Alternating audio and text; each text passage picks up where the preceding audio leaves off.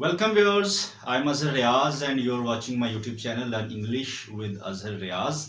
आज है हमारा lecture number 9 and the topic is common versus proper noun. So it is quite easy. आप लोगों ने पहले भी सुना है और पढ़ा भी होगा, लेकिन मैं कुछ इसको थोड़ा सा इंटरेस्टिंग करके आप लोगों को बताने की ट्राई करूँगा. तो आइए चलते हैं अपने लेक्चर पे. तो कॉमन नाउन्स क्या होते हैं? This is the definition in front of you that words that represent general or common objects. What is meant by common objects? Non-specific. This is the basic difference between common and proper noun. Simple.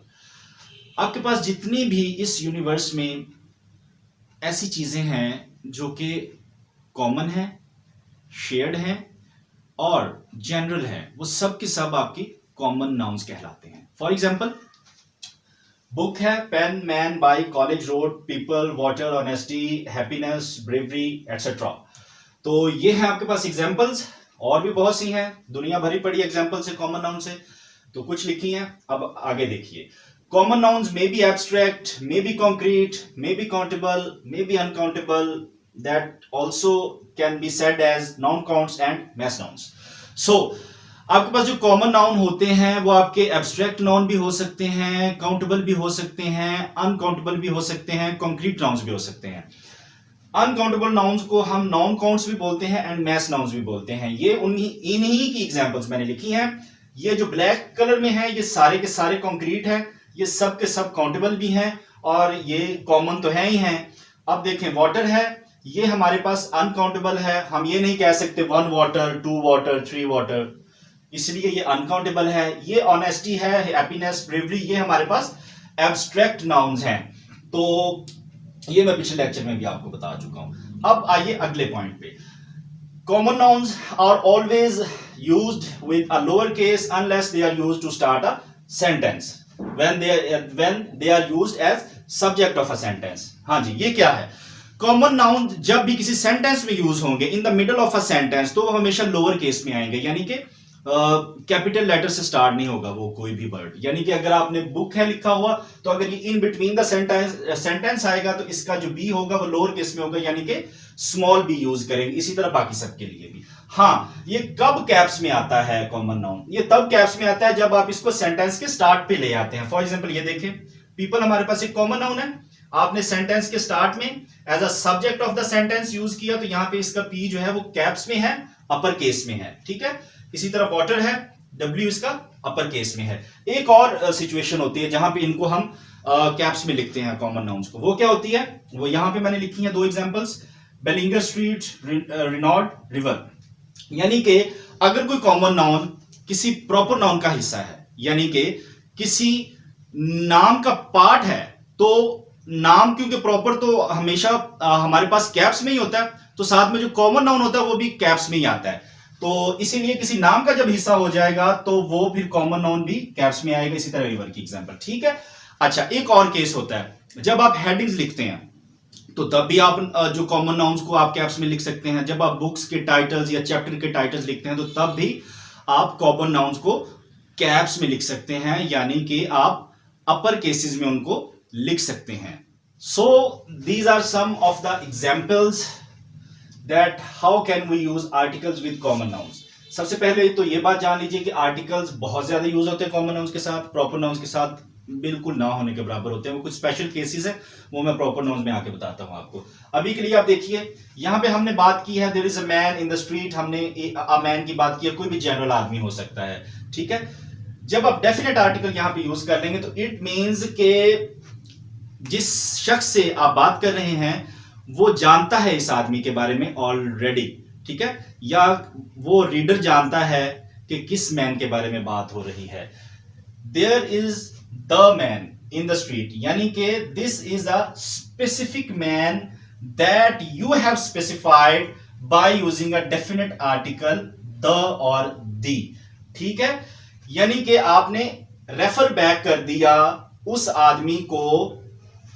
खास तौर पे हो सकता है वो आपको पहले जानता हो सकता है उससे आपको जान का खतरा हो सकता है वो आपका बहुत करीबी दोस्त हो, जिससे आप बात कर रहे हैं उसको उसके बारे में पता हो।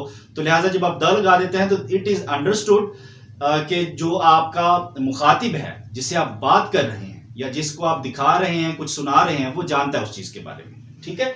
इसी तरह the car I would like to buy is a Toyota, यहां पे कार को आपने स्पेसिफाई कर दिया विद टोयोटा कंपनी, तो इस वजह से आपने यहां पे कार के साथ द डेफिनेट आर्टिकल यूज कर लिया है। तो इस तरह हम डेफिनेट आर्टिकल को यूज करते हैं चीजों और कॉमन नाउन्स को स्पेसिफाई करने के लिए। तो एक बहुत इंटरेस्टिंग बात है कि कॉमन कंफ्यूजन भी है, वो ये है कि बहुत सारे लोग कंफ्यूज हो जाते हैं कि डेफिनेट आर्टिकल जब भी किसी कॉमन नाउन के साथ लग जाता है तो वो उसको प्रॉपर बना देता है। ऐसा नहीं होता। जब भी डेफिनेट आर्टिकल आप किसी भी कॉमन नाउन के साथ लगाते हैं तो that only functions to refer back that thing to a specific direction or to a specific purpose। ठीक है। सिर्फ वो जो डेफिनेट आर्टिकल होता है वो सिर्फ एक काम करता है, वो उस कॉमन नाउन को रेफर बैक करता है कि उसी कॉमन नाउन के बारे में क्योंकि पहले कोई बात हो चुकी होती है या उसके बारे में पहले किसी को पता होता है, दैट्स इट। इसके अलावा और उसका कोई फंक्शन नहीं होता डेफिनेट आर्टिकल का।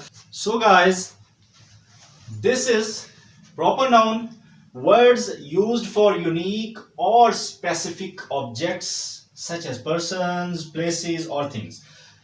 कोई भी ऐसी चीज इस यूनिवर्स में जो कि यूनिक है और स्पेसिफिक है तो वो प्रॉपर नाउन कहलाती है। जैसे कि मैं एक ही अजहर हूं पूरी दुनिया में, जैसे कि आप पूरी दुनिया में एक ही हैं, आप जैसा और कोई नहीं है, तो लिहाजा आप भी प्रॉपर नाउन हैं, मैं भी प्रॉपर नाउन हूं।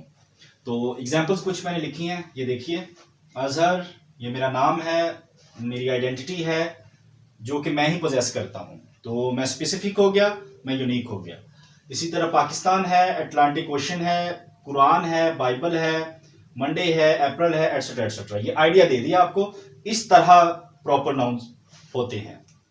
अच्छा, ये जो प्रॉपर नाउन्स होते हैं ये हमेशा कैपिटल लेटर से स्टार्ट होते हैं, चाहे सेंटेंस के स्टार्ट में लिख लें इनको, बेशक आप सेंटेंस के मिडल में लिख लें, वो आपकी मर्जी है। ये हमेशा बिहेव करेंगे कैपिटल लेटर के साथ ही, ये कभी भी लोअर केस में नहीं जाएंगे। ठीक है। और इनके साथ आर्टिकल जनाब यूज नहीं होते, बहुत कम यूज होते हैं, रेयर केसेस होते हैं, क्योंकि वो डेफिनेट आर्टिकल तो यूज करने की हमें जरूरत ही नहीं पड़ती क्योंकि ऑलरेडी वो चीज स्पेसिफिक होती है। तो ए और एन उनके साथ इंडेफिनेट होते हैं, वो वैसे ही नहीं लगा सकते। लेकिन कुछ केसेस हैं जिनमें हम इनके साथ, कुछ केसेस जिनमें हम डेफिनेट आर्टिकल भी यूज करते हैं और इंडेफिनेट आर्टिकल ए और एन भी यूज कर लेते हैं। ठीक है।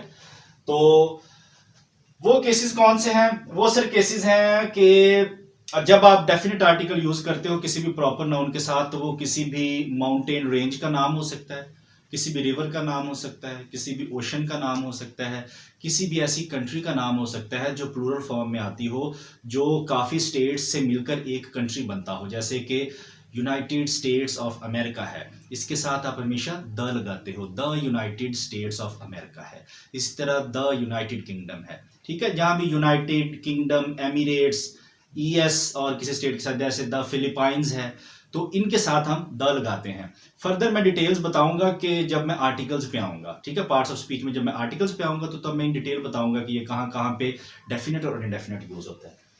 अच्छा, ये जनाब मैंने आपको बता दिया कैपिटल केस में होता है। और हाँ जी, जो हमारा प्रॉपर नाउन होता है उसको आप कभी कभी कॉमन नाउन भी बना सकते हैं। वो कैसे बनाते हैं, एग्जाम्पल देखिए जी। ये है वो एग्जाम्पल जो कि आपको बहुत इंटरेस्टिंग भी लगेगी, और ये मैंने इसलिए लिखी है क्योंकि खलीलुर रहमान साहब आजकल बहुत हॉट टॉपिक है पाकिस्तान में, तो ज़रा मैंने कहा आप लोगों का इंटरेस्ट भी पैदा हो जाए। तो देखें ज़रा कि किस तरह आप एक प्रॉपर नाउन के एक कॉमन नाउन के तौर पे यूज़ करते हो। Khalilur Rahman is often called the Shakespeare of Pakistan. ठीक है। तो इस सेंटेंस में आप यहाँ पे इस प्रॉपर नाउन को as in literal meaning real Shakespeare consider नहीं कर रहे हो, यहां पे आप इसके मीनिंग ले रहे हो द ग्रेटेस्ट ड्रामाटिस्ट। ठीक है। तो Khalilur Rahman is often called the, ये ओमिट कर दिया शेक्सपियर आपने क्योंकि सेंटेंस का कॉन्टेक्स्ट ही आपका बता रहा है कि ये इज एक्चुअली ये वर्ड शेक्सपियर तो खलील रहमान नहीं हो सकते ना, तो आपने उनकी एक सेंस ली है, the greatest dramatist of Pakistan. तो ये था आज का हमारा लेक्चर। तो अगर आप लोगों को पसंद आया है, आपके नॉलेज में इजाफा हुआ है, आपके कॉन्सेप्ट्स क्लियर हुए हैं, तो प्लीज़ चैनल को सब्सक्राइब कर लें, लाइक कर दें, कमेंट करें और लाजमी तौर पे शेयर कर दें। Thank you so much for visiting my channel, watching my video. Thank you.